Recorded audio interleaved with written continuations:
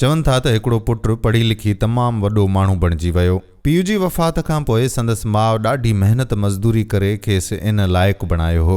जॾहिं पुट जी शादी थी त संदसि ज़ाल खे ससु खां शिकायतूं थियण लॻियूं। खेसि इहा ॻाल्हि ॿुधाइण में शर्म ईंदो हो त उहा अणपढ़ियल औरत संदसि ससु आहे। ॻाल्हि जॾहिं वधी वई त पुट हिकु ॾींहुं अची माउ खे चयो त अमां, मां हाणे एतिरो कमाईंदड़ थी वियो आहियां जो कंहिंजो बि कर्ज़ु लाहे थो सघां। मां चाहियां थो त असां सभु ख़ुशि रहूं, इन करे तूं अॼु ताईं मूं ते जेको बि ख़र्चु कयो आहे उहो व्याज समेत हिसाब करे ॿुधाए। मां तुंहिंजो उहो सॼो कर्ज़ु लाहे छॾींदुसि, पोइ असां अलॻि अलॻि रहंदासीं ऐं सभु सुखी ज़िंदगी गुज़ारींदासीं। माउ थोरो सोचो ऐं पोइ जवाबु ॾिनो त पुट, हिसाबु थोरो वॾो आहे, सो मूंखे सोचणो पवंदो, मूंखे थोरो वक़्तु ॾे।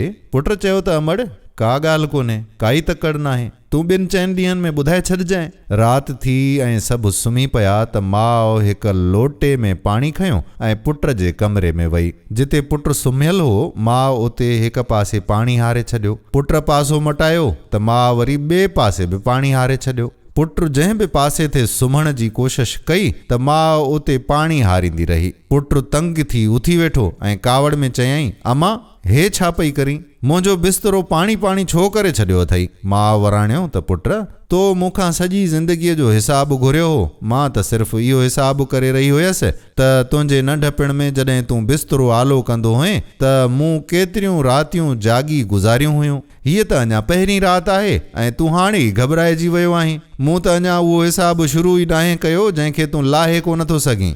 माउ जी हिन ॻाल्हि पुट जे दिलि खे लोॾे छॾियो। हुन उहा सॼी राति सोचण में जागी जागी गुज़ारे छॾी ऐं खेसि अहसासु थी वियो त माउ जो कर्ज़ु कॾहिं बि लाहे नथो सघिजे। सो ज़ाल खे खुद तो जवाबु ॾिनई त तोखे बि रहणो आहे त मुंहिंजी माउ सां गॾु रहणो पवंदो। जेकॾहिं नाहे रहणो त तूं ॿुधाए त मां तोखे तलाक ॾेई ऐं पंहिंजनि ॾांहुं उमाणे छॾियां। घरवारीअ जॾहिं इहा धमकी ॿुधी त उन जा बि 7 तबक़ रोशन थी विया ऐं चुपड़ी करे वेही रही। सो दोस्तो, सच चवंदा आहिनि त माउ जे हिकिड़े राति जे ओजागे जी क़ीमत बि असां नथा चुकाए सघूं। अलाह साईं सभिनी पुटनि खे साञाह ॾे त पंहिंजी माउ सां सुठे सलूक सां पेश अचनि।